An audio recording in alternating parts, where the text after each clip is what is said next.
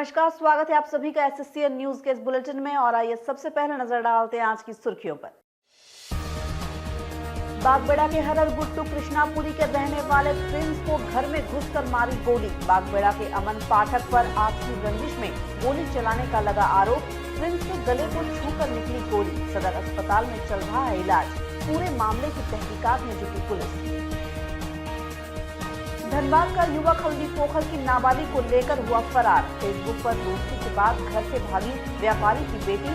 किशोरी घर में रखे 16 लाख रुपए भी ले गई साथ। लापता किशोरी के परिजनों को सता रहा बेटी की हत्या का डर। परिजनों ने एसएसपी से लगाई नाबालिग को सकुशल लाने की गुहार।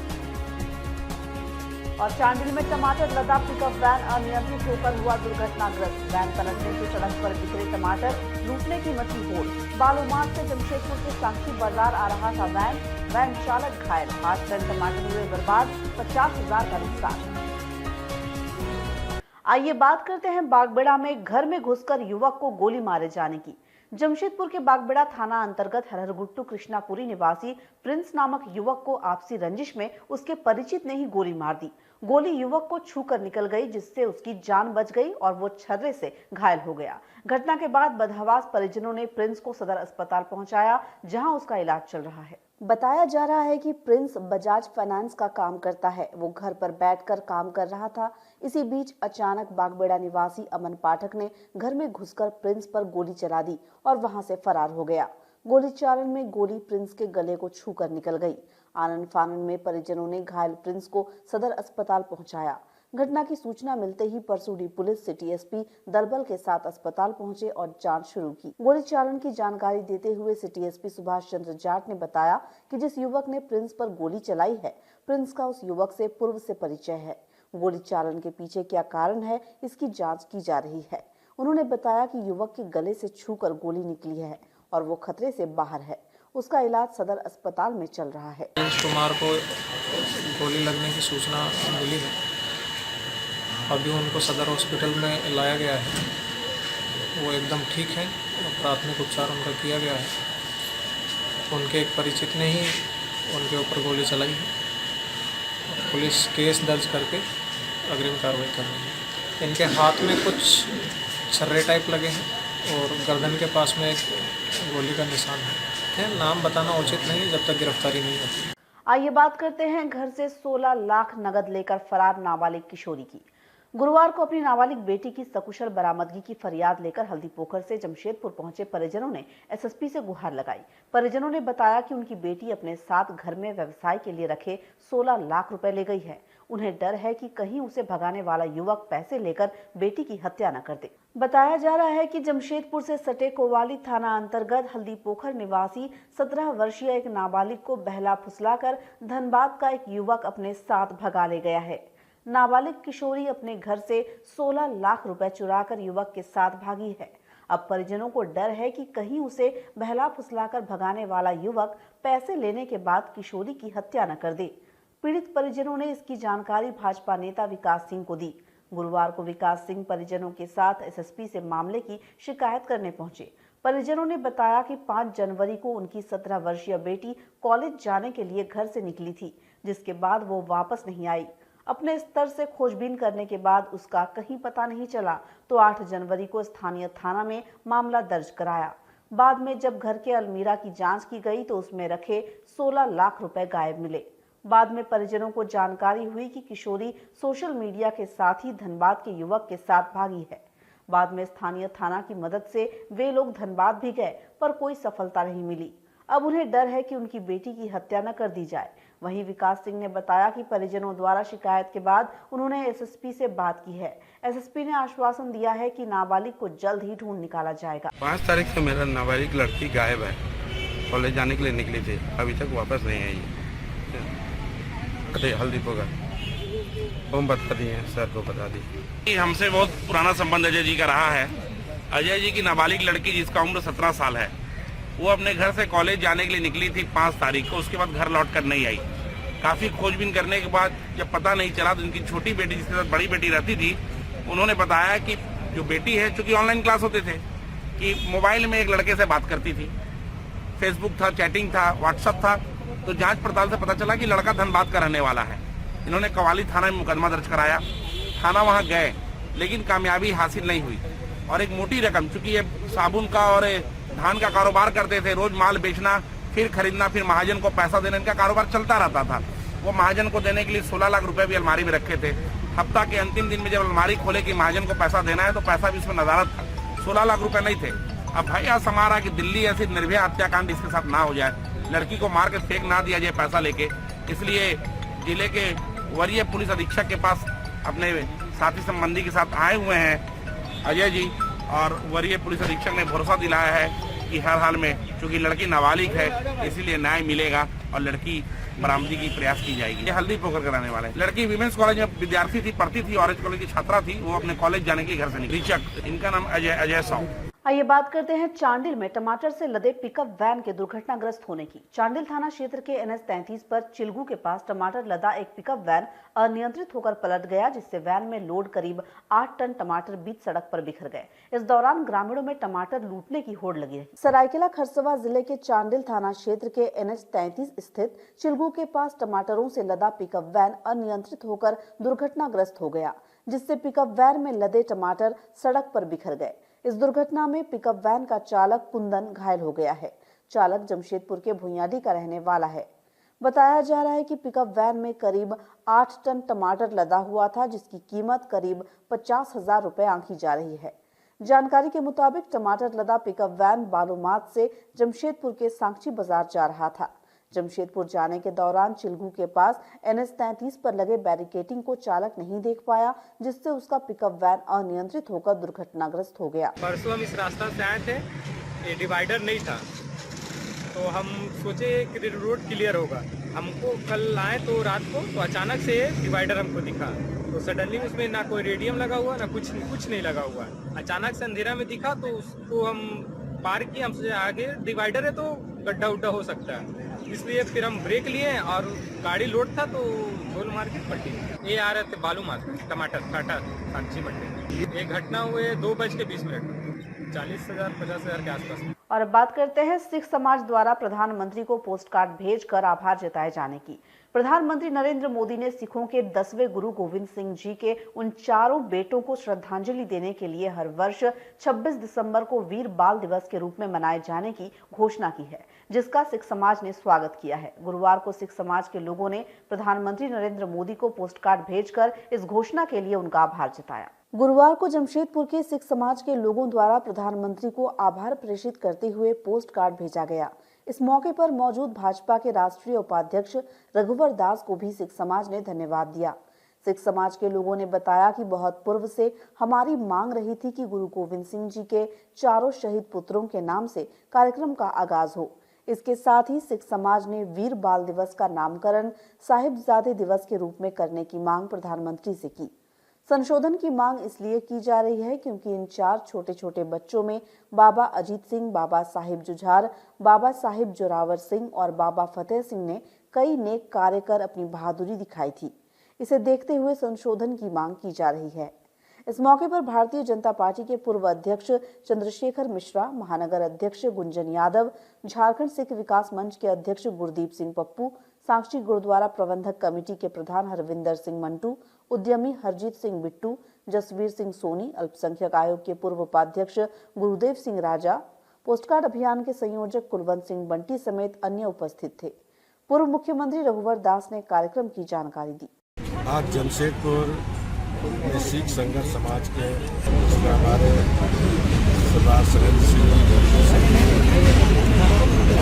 भारतीय जनता पार्टी राज्य सदस्य सिंह बंटी जी, सांची गुरुद्वारा के प्रधानमंत्री जी और अन्य हमारे देश के प्रधानमंत्री मोदी जी, जो आज़ादी के बाद से ही सिख संघर्ष समाज में हमारे गुरु गोविंद सिंह के 4 साहबजादे कम उम्र में हिंदू धर्म और सिख धर्म के लिए जो शहादत दी, उनको 26 दिसंबर को बाल दिवस के रूप में मनाने का घोषणा माननीय प्रधानमंत्री जी ने की है। उसी के उपलक्ष्य में आज सिख संघर्ष समाज आज माननीय प्रधानमंत्री जी को पोस्टकार्ड के माध्यम से को धन्यवाद दे रही है। न सिर्फ शीख संघ समाज, पूरे झारखंड की 3.25 करोड़ जनता अपने आदरणीय मोदी जी को बाल वीर दिवस 26 दिसंबर को मनाया जाएगा, उसके लिए आज पोस्ट कार्ड के माध्यम से जमशेदपुर और रांची में भी इस तरह के कार्यक्रम हो चुके हैं। जमशेदपुर में आज ये कार्यक्रम संपन्न हो रहा है और सभी लोग पोस्ट कार्ड के माध्यम से उन्हें धन्यवाद देते हैं। और अब बात आजादी के अमृत महोत्सव से स्वर्णिम भारत की ओर प्रोग्राम के लॉन्च की। प्रधानमंत्री नरेंद्र मोदी ने गुरुवार को वीडियो कॉन्फ्रेंसिंग के जरिए आजादी के अमृत महोत्सव से स्वर्णिम भारत की ओर प्रोग्राम को लॉन्च किया। ब्रह्म कुमारी संस्थान तथा भारत सरकार के संस्कृति मंत्रालय द्वारा आयोजित इस महोत्सव को संस्थान के साकार संस्थापक प्रजापिता ब्रह्मा बाबा की 53वीं पुण्यतिथि पर लॉन्च किया गया। प्रधानमंत्री नरेंद्र मोदी ने राष्ट्रीय स्तर पर चलने वाले 7 अभियानों का हरी झंडी दिखाकर आगाज किया। इस दौरान राष्ट्रीय समारोह को संबोधित करते हुए पीएम ने कार्यक्रम में ब्रह्म कुमारी संस्था द्वारा आजादी का अमृत महोत्सव को समर्पित सालाना पहल का अनावरण किया। आजादी के अमृत महोत्सव से स्वर्णिम भारत की ओर कार्यक्रम में 30 से अधिक अभियान और 15,000 से अधिक कार्यक्रम शामिल हैं। कार्यक्रम के दौरान प्रधानमंत्री ने ब्रह्मा कुमारी ईश्वरीय विश्वविद्यालय के जिन 7 पहलों को हरी झंडी दिखाई, उनमें मेरा भारत, स्वस्थ भारत, आत्मनिर्भर भारत, आत्मनिर्भर किसान, महिलाएं भारत की ध्वजवाहक, अनदेखा भारत, साइकिल रैली, एकजुट भारत, मोटर बाइक अभियान और स्वच्छ भारत अभियान के तहत हरित पहल शामिल है। गुरुवार को प्रधानमंत्री नरेंद्र मोदी के वीडियो कॉन्फ्रेंसिंग का सीधा प्रसारण पूरे विश्व भर में किया गया। एक तरफ आजादी का अमृत महोत्सव और दूसरी तरफ हमारे जो फाउंडर हैं, जिन्हें प्रजापिता ब्रह्मा के नाम से सभी जानते हैं, इनका 94 में राष्ट्रपति जी ने स्टैम्प जारी भी किया था, भारत के राष्ट्रपति ने। तो हम लोग इनके 53 वर्ष हुए, अव्यक्त हुए, उस उपलक्ष्य में बहुत विशाल सेवा के कार्यक्रम आयोजित कर रहे हैं।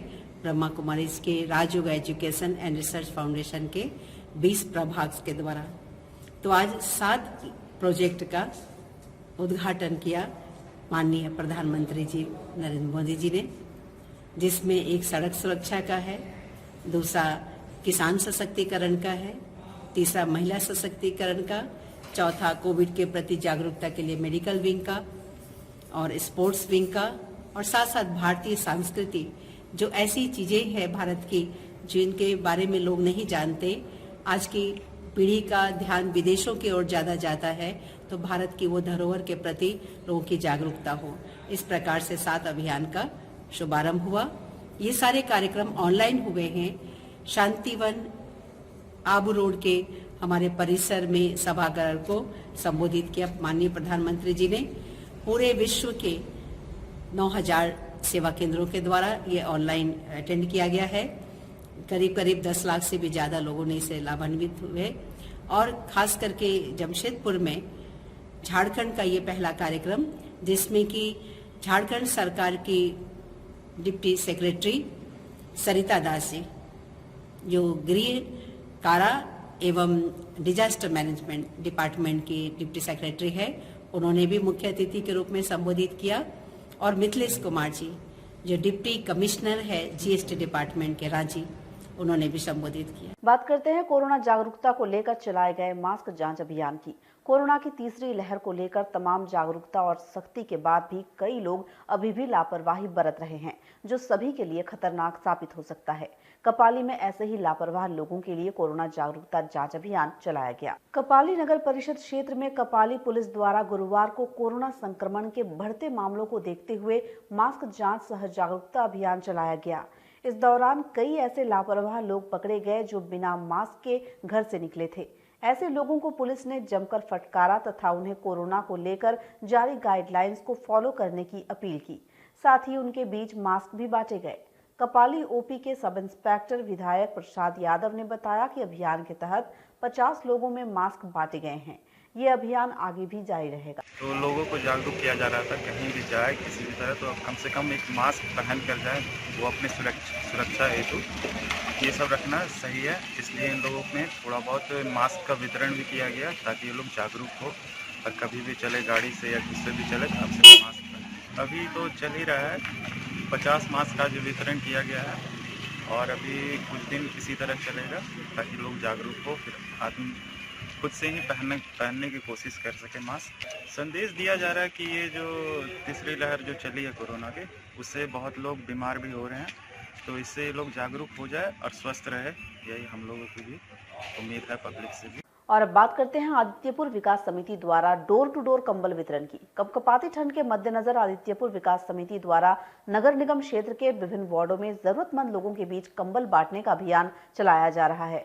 इसी के तहत गुरुवार को आदित्यपुर नगर निगम क्षेत्र के वार्ड संख्या 35 स्थित साई कॉलोनी में डोर टू डोर कंबल वितरण किया गया। आदित्यपुर नगर परिषद के पूर्व उपाध्यक्ष और आदित्यपुर विकास समिति के संयोजक पुरेंद्र नारायण सिंह द्वारा कड़ाके की ठंड में लोगों को राहत पहुंचाने के लिए लगातार कंबल वितरण किया जा रहा है। आदित्यपुर विकास समिति द्वारा 5000 कंबल वितरण का लक्ष्य रखा गया है, जिसके तहत प्रतिदिन निगम क्षेत्र में कंबल बांटे जा रहे हैं। इधर कोरोना गाइडलाइंस को देखते हुए विकास समिति द्वारा अब लोगों के घरों तक डोर टू डोर अभियान के तहत कंबल उपलब्ध कराए जा रहे हैं। इसी क्रम में गुरुवार को वार्ड संख्या 35 स्थित साई कॉलोनी में 600 लोगों के घरों तक कंबल पहुंचाए गए। समिति के संयोजक पुरेंद्र नारायण सिंह ने बताया कि ठंड को देखते हुए कंबल के साथ साथ अलाव के लिए लकड़ी की भी व्यवस्था संपूर्ण नगर निगम क्षेत्र में की जा रही है, जो पूरे ठंड के मौसम तक निरंतर जारी रहेगा। पूर्व विकास समिति ठंड के मौसम में जरूरतमंदों के बीच 5000 कंबल वितरण का निर्णय लिया था और उसी परिप्रेक्ष्य में आज वार्ड नंबर 35 स्थित साई कॉलोनी, आदर्श नगर और मोती नगर के ज़रूरतमंदों के बीच 600 कंबल का वितरण सोशल डिस्टेंसिंग और सरकार के नियम कायदे का ध्यान रखते हुए वितरण किया जा रहा है। यथासंभव डोर टू डोर वितरित किया जा रहा है कंबल को और यह कार्यक्रम आगे भी जारी रहेगा। आदिपुर विकास समिति ठंड के मौसम में अलाव का भी वितरण 100 क्विंटल लकड़ी का वितरण कर चुकी है। अभी सूचना मिल रही है कि 23 तारीख को फिर वर्षा होगी। ठंड अभी 15 दिन और भी रहने की उम्मीद है। ऐसे में आदिपुर विकास समिति कंबल वितरण का कार्यक्रम और लकड़ी वितरण का कार्यक्रम अलाव के लिए जारी रखेगी। और आज के इस बुलेटिन में फिलहाल इतना ही। हम फिर हाजिर होंगे कुछ और नई ताज़ा खबरों के साथ। तब तक के लिए एसएससीएन न्यूज़ की पूरी टीम की ओर से मुझे दीजिए इजाजत। नमस्कार।